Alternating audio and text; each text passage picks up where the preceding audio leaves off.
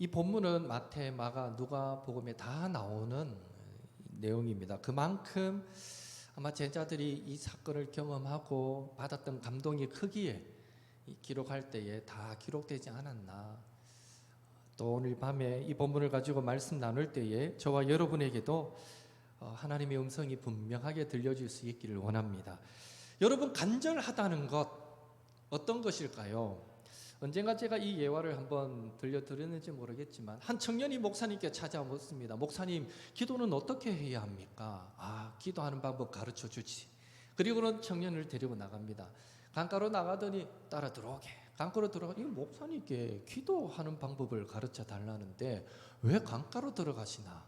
들어가더니 갑자기 목사님이 이 청년의 머리를 잡더니 물속으로 확 집어넣는 겁니다. 순간당한 청년이 막 숨도 못 쉬겠고 막 발버둥을 칩니다. 살려달라는 거죠.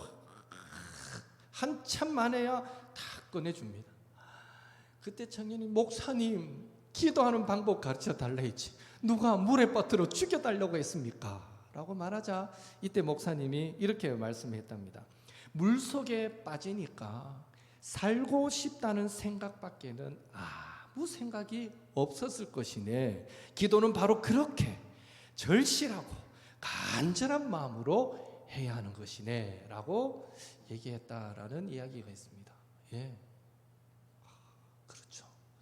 그 간절함은 때로는 소리 높여도 기도가 될 것이고 때로는요 마음속으로도 그렇게 할 수 있지만 중요한 건 간절함이에요. 정말 간절함, 살고 싶어요 하는 그런 간절함 있잖아요. 살려주세요 하는 간절함. 우리는 이런 간절함을 오늘 이 두 맹인에게서 찾을 수 있습니다. 예수님이 일행은 여리고성을 떠나가시다가 맹인 두 사람을 만납니다. 두 맹인은 예수님께서 지나가신다라는 소리를 듣고 주여 우리를 불쌍히 여기소서 다윗의 자손이여 라고 소리를 지르고요. 그때 무리들이 맹인에게 잠잠하라 꾸짖게 됩니다. 잠잠하라. 그러자 맹인들은요 들은 척도 안 하고 더 큰 소리로 자신을 불쌍히 여겨달라라고 소리 지르자 예수님은 가시던 길을 멈추고 그들을 불러서 소원대로 눈을 뜨게 해주셨다라는 것이 오늘 본문의 내용입니다. 이 누가복음 또 마가복음도 이 내용 비슷합니다. 동일하게 기록되어 있습니다. 여러분, 이 두 맹인은 왜 이토록 간절하게 목청껏 외쳐야만 했을까요? 30절에서 우리는 답을 찾을 수 있는데요. 첫째로 그들은 앞을 보지 못하는 맹인이었기 때문입니다.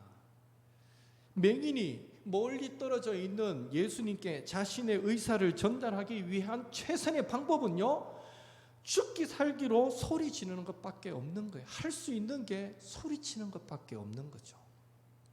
그가 볼 수만 있다면 굳이 뒤에서 소리 지를 필요가 뭐가 있겠어요. 싹싹싹 앞으로 가서 예수님 앞에 길을 탁 가로막고 말씀드려도 될 텐데 볼 수 없으니 소리 지를 수밖에 없습니다. 둘째로 그들은 길가에 앉아서 구걸하는 거지였기 때문입니다. 힘도 없습니다. 인맥도 없습니다. 그저 구걸하며 살아가는 거지가 예수님께 자신의 의사를 전달할 수 있는 가장 좋은 방법은요 소리치는 것밖에 없어요. 날 좀 봐주세요 라고 소리치는 것. 셋째로 그들은요 그 당시 사람들로부터 무가치한 존재, 잊혀진 존재로 살아가고 있던 자였기 때문입니다. 마가복음 10장 46절을 보면 동일한 이 사건을 기록하는데 거기에는요 두 맹인 중에 한 사람의 이름을 기록해 놓고 있는데 그 맹인의 이름은 바디메오입니다. 바디메오. 그런데 사실은 바디메오는 맹인의 이름이 아니죠. 바디메오의 뜻은 디메오의 아들이란 뜻입니다. 그 아버지 이름으로 누구의 자식이지, 저 사람 누구 자식이지 이렇게 불려지는 거예요. 이렇듯 맹인은 자신의 이름도 가질 수 없는, 이름을 붙여줄 필요도 없는 그 당시 그 사회에서 무가치한 존재, 아무런 의미 없는 잊혀진 그런 존재이기에 예수님께 자신의 의사를 전달하기 위해 할 수 있는 최선의 방법, 어느 누구도 자신들을 거들떠보지 않는데 하찮게 여기는데 최선의 방법은 그저 소리 지르는 거예요. 살려달라고. 찬양 하나 띄워주실래요? 아시는 분은 같이 한번 불러봤으면 좋겠는데요. 손 내밀어 주를 만져라 주 지나신다 너의 애타는 외침을 주 들으시리 주님 너의 모든 것을 채워주시리 손 내밀어 주를 만져라 주 지나신다.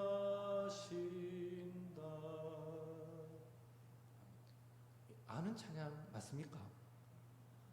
기도하기 전에 한 번 더 부를 텐데 그때는 같이 부릅시다. 혼자 독창하기 뻘쭘하잖아요. 손 내밀어 주를 만져라 주 지나가신다 너의 애타는 외침을 주 들으시리 주님 너의 모든 것을 채워주시리 손 내밀어 주를 만져라 주 지나신다.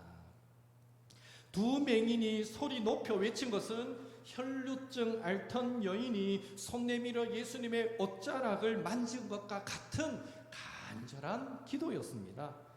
맹인들이 두 번씩이나 주여 우리를 불쌍히 여기소서라고 외쳤던 그 외침은 지금 예수님 일행이 여리고를 지나가잖아요. 막 떠나가시려고 하였을 때였음을 전제할 때 주여 우리를 떠나가지 마옵소서 주여 우리를 홀로 내버려 두지 마옵소서라는 간절한 기도였다라는 것입니다.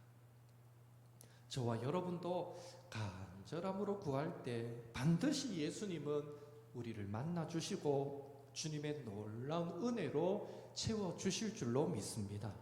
오늘뿐 아니라 우리가 간절함으로 기도하는 그 모든 자리마다 이런 놀라운 은혜가 넘치기를 예수님의 이름으로 축원합니다. 또한 맹인들의 외침은요 간절한 기도이면서 또한 그들의 진실된 신앙 고백이기도 했습니다. 예수님을 향한 맹인의 외침이 무엇이었습니까? 30절 같이 읽겠습니다. 맹인 두 사람이 길가에 앉았다가 예수께서 지나가신다 함을 듣고 소리 질러 이르되 주여 우리를 불쌍히 여기소서 다윗의 자손이여 하니 주여라고 외치고 있고요 다윗의 자손이여라고 외치고 있습니다. 이 말은 예수님을 메시아 그리스도 구원자로 그들은 믿었다라는 것을 의미합니다. 어떻게 맹인들에게 이런 믿음이 가능했겠습니까? 이사야 29장 18절, 이사야 35장 5절에 보면 장차 메시아 구원자가 다윗의 혈통에서 나게 될 텐데 그가 오시면 맹인들이 눈을 뜨게 되고 나병 환자가 깨끗함을 입게 되고 또 못 걷는 자들이 걷게 될 것이다 라고 예언되어 있습니다. 그런데요 실제로 예수님으로 인한 소문이 들려오는데 이 두 맹인이 들어보니까 나병 환자가 깨끗하게 되고 못 걷던 자가 걷더라라는 소식을 들은 거예요. 자연스럽게 그들 안에 어떤 기대감이 있겠습니까? 아 나도 예수님을 만나면 눈을 뜰 수 있겠구나. 그분이 정말 성경에서 우리 조상들이 구약시대부터 그렇게 기다려왔던 그분이 아닐까, 메시아가 아닐까, 구원자가 아닐까, 이런 믿음이 생기게 되었던 거죠. 그래서 예수님을 따르는 많은 무리들은 예수님을 향해서요 오늘 본문에 나오지 않지만 이 마가복음 조금 더 자세하게 비교하는데 무리들은 예수님을 나사렛 예수라고 부릅니다. 다르게 표현하면 시골 나사렛 출신 촌놈 예수님 이런 표현인 거죠. 아주 예수님을 좋게는 보고 따라다니지만 그래도 그들의 시선은요 촌놈이라는 거예요. 시골 출신이라는 거예요. 그렇게 존경하는 마음이 아니었습니다. 그런데 이 두 맹인은요 예수님을 향해 다윗의 자손이여 라고 확신 있게 외쳤던 것입니다. 왜? 예수님이 구원자다 메시아다라는 확신이 있었기 때문이죠. 결국 다윗의 자손이여 라는 맹인의 외침은요 예수님 당신만이 우리의 구원자이십니다. 예수님만이 당신만이 우리의 모든 문제를 해결하실 수 있습니다 라는 그들의 신앙 고백이었던 것입니다. 그 신앙 고백을 받으시고 예수님은 가시던 길을 멈추고 맹인들을 만나 주셨습니다. 그리고 그들의 인생의 가장 큰 문제였던 보지 못하던 눈을 치료해 주셨던 것입니다.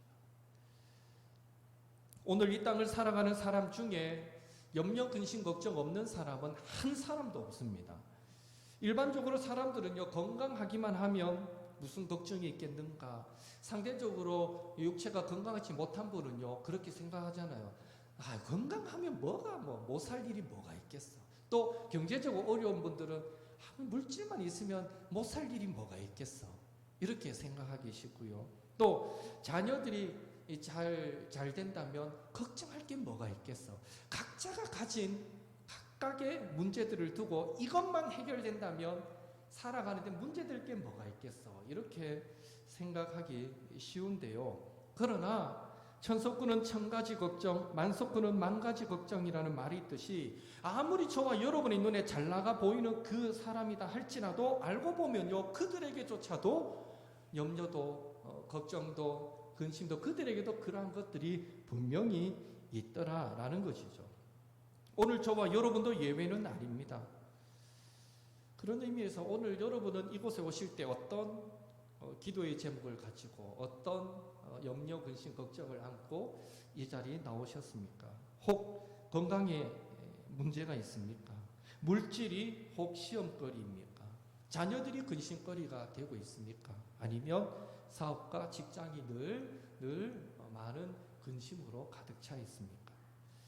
생각해보면 우리에게 다가오는 모든 문제는요, 두 맹인이 보지 못하는 문제를 스스로 해결하지 못한 것처럼 우리의 힘과 노력으로는 어떻게 할 수 없는 경우가 더 많은 것 같습니다. 두 맹인이 앞을 보지 못했다면요, 저와 여러분도 동일해요. 한 치 앞도 알 수 없는 삶을 오늘 우리는 살아가고 있습니다. 두 맹인이 하루하루 살기 위해 매일 구걸해야 했다면 오늘 우리도 예수님의 제자로 승리하기 위해 일용할 양식과 일용할 은혜를 매일매일 하나님께 구하며 살아가야 하는 것입니다. 두 맹인이 아무도 알아주지 않고 아무도 도와주지 않고 아무도 그들의 이름을 기억해 주지 않는 외로운 고독한 삶을 살았다면 오늘 우리도요, 누구도 저와 여러분의 삶을 대신 살아줄 수 없는 그런 아주 힘겨운 그런 투쟁의 삶을 우리도 살아가고 있는 것입니다. 그런 의미에서 두 맹인이 처했던 그 절박했던 상황은 오늘 우리가 처한 어떤 영적인 현실적인 그런 상황과 별반 다를 바가 없다라고 말할 수 있다는 것이죠. 오늘 저와 여러분은 어떤 심정으로 주님의 얼굴을 구하며 나아가고 있습니까? 주님을 향한 이 두 맹인의 간절함이 오늘 저와 여러분에게는 있는지요? 예수님은 그 옛날 이 두 맹인뿐 아니라 지금도 우리를 도와주시기 위해서, 우리의 기도를 들어주시기 위해서, 우리의 문제를 해결해 주시기 위해서, 우리를 구원하시기 위해서 이 시간 우리 곁을 지나가고 계시는데 그 주님이 그냥 우리를 지나가지 못하도록 주여 우리를 불쌍히 여기소서, 주여 우리를 그냥 떠나가지 마옵소서. 얼마나 간절한 주님을 향한 외침을 가지며 살아가고 계십니까? 현대 그리스도인들의 가장 큰 문제라면요, 그것은 찬송하지 않고 기도하지 않고 예배하지 않는 것이 아니라 가만히 보면 찬송도 하고 기도도 하고 예배도 드리는데 그 속에 그 모든 우리의 종교 행위 속에 오직 예수님만이 나의 갈급함을 채울 수 있습니다. 오직 예수님만이, 그 예수 이름에만 능력이 있고 치유가 있습니다. 오직 그 예수님 안에 참된 자유와 구원이 있습니다 라는 이런 간절함, 그런 간절함이 빠져 있다는 것이 가장 큰 문제가 아닌가 싶습니다. 간절함이, 사모함이 빠지는 순간 우리의 모든 신앙생활은 자연스럽게 형식, 습관만 남게 되는 것입니다. 그런 신앙의 상태로는 우리 곁을 지나가시는 그 예수님, 은혜와 사랑의 주님을 딱 붙잡을 수가, 그분의 발걸음을 멈추게 할 수가 없다는 것이죠. 아브라함이, 하나님이 자기 앞을 지나가시도록 아브라함은 그냥 가만히 있지 않았습니다. 창세기 18장 3절에서 5절 같이 읽어볼까요?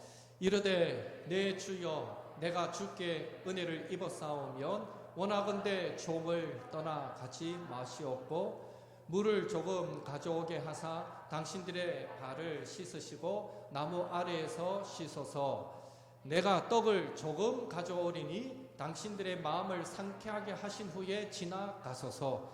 당신들이 종에게 오셨음이니이다. 그들이 이르되 내 말대로 그리하라. 아브라함도요, 간절함으로 주의 사자가 지나갈 때에 잘 가세요 하고 그냥 보내지 않았어요. 제발 좀 쉬었다 가시라고. 내가 금방 물도 갖고 오고 음식도 해올 테니까 쉬었다 가시라고 간곡하게 붙잡았죠.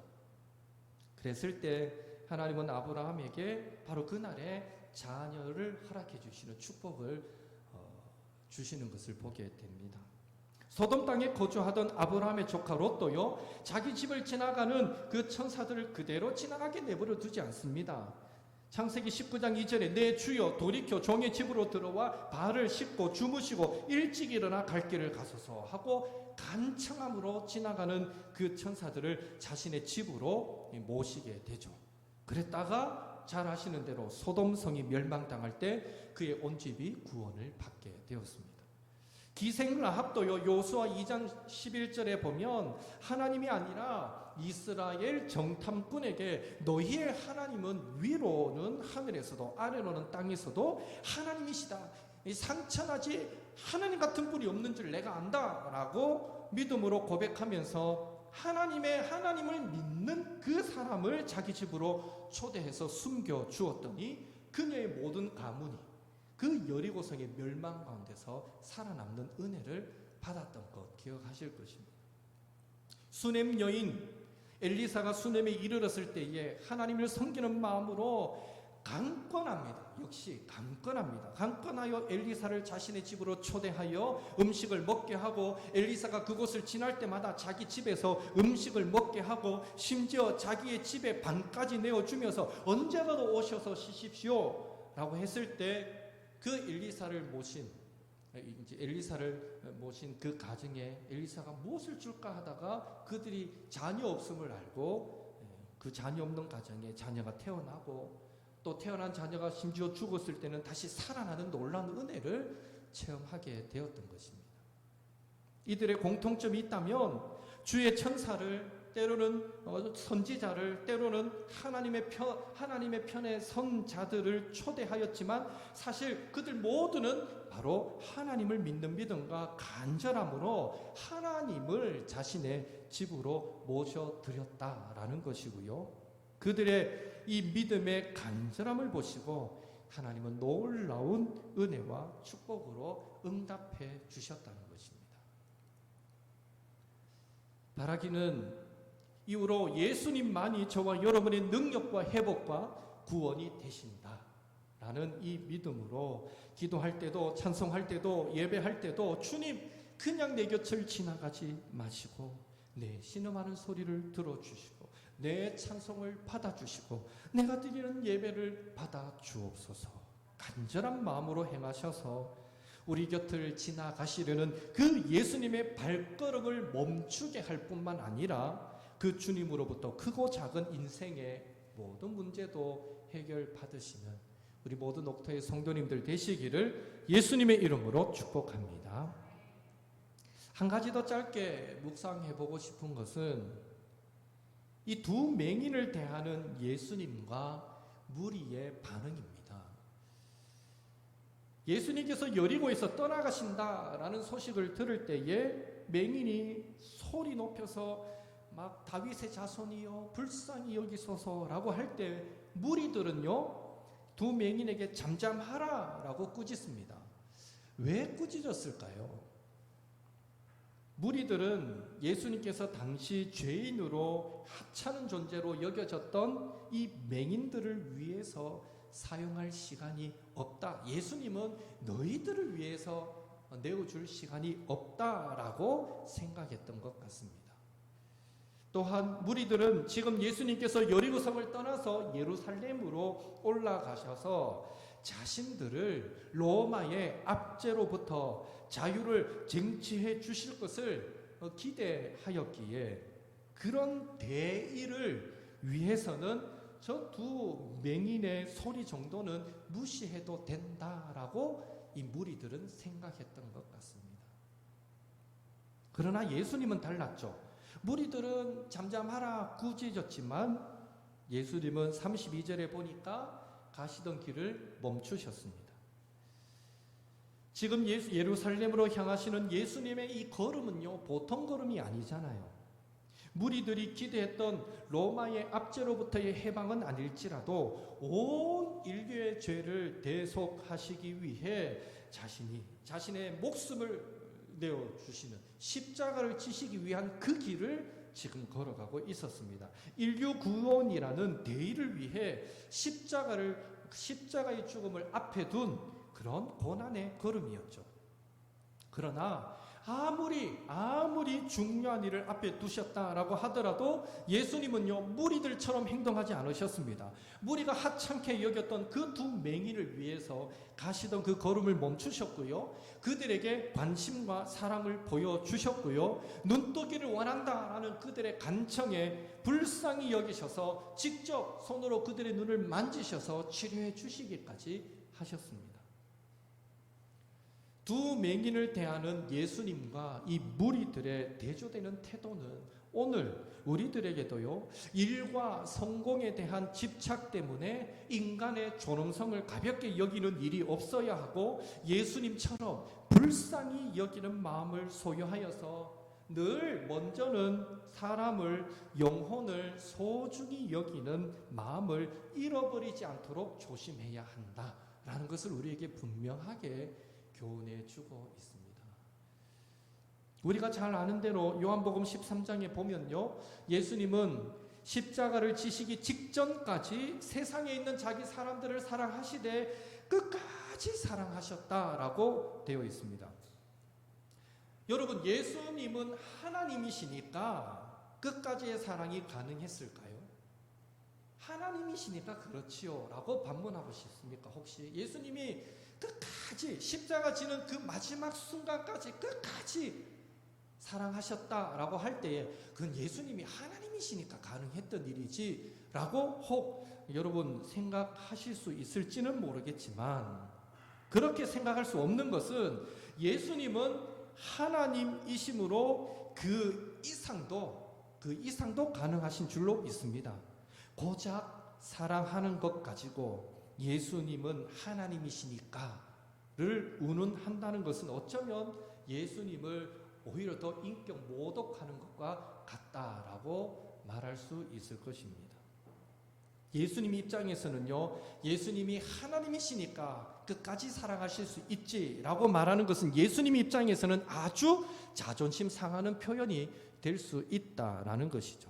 성경 여러 곳에서 예수님께서 사람들을 향해 보여주셨던 그 끝까지의 사랑, 어떤 상황에서도 사람을 먼저 생각하고 그 영혼을 먼저 소중히 여기셨던 예수님의 그 마음은 예수님께서 하나님이시니까 가능했던 것이 아니라 성경을 보면요, 예수님이 성령으로 충만하시기 때문에 가능했던 일이었습니다.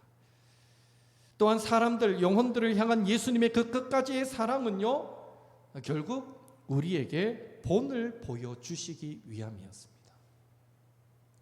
따라서 우리도 성령으로 충만하게 되면 예수님처럼 어떤 경우에서도 아무리 큰 일을 앞에 두고 있어도, 아무리 큰 손해를 우리가 본다고 하더라도 먼저는 사람을, 영혼을 소중히 여기고 사랑하고 섬기는 일이 가능해지는 줄로 믿습니다. 성령 충만하게 되면 안 될 것 같지만 그 일이 가능해지게 된다라는 것이죠. 바라기는 가정에서도 교회에서도 그리고 직장에서도 어디서든지 우리가 그리스도인이요 예수님의 제자 되었음을 잊지 마시고 늘 저와 여러분이 말씀과 기도 가운데 성령으로 충만하셔서 따라다니던 많은 무리들처럼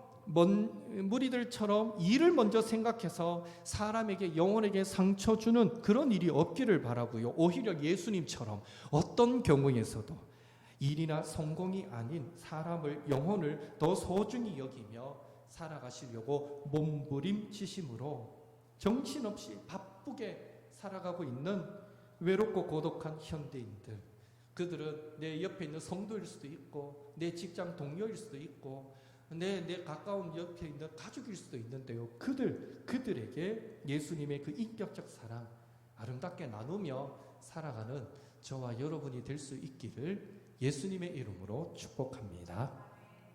우리